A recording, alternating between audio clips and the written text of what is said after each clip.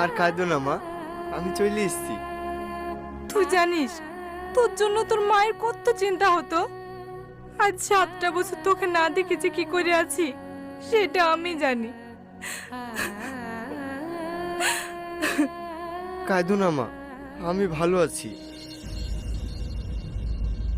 ও আবার কেন এ বাড়িতে এসেছে? এই, তো সাহস কি করে হয় এই বাড়িতে আবার ঢোকার? বেরিয়ে যা। মামা, আমি শুধু আমার মাকে একবার দেখতে এসেছি।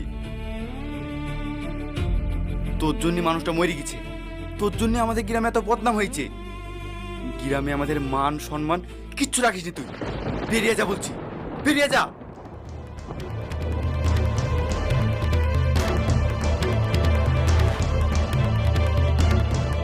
তোমাদের কাছে আমি অপরাধী।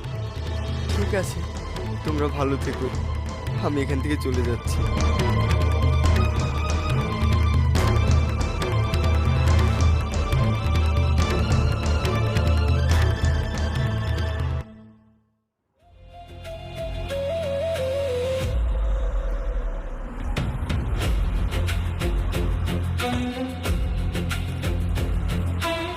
আমাকে ভেঙে পড়লে চলবে না।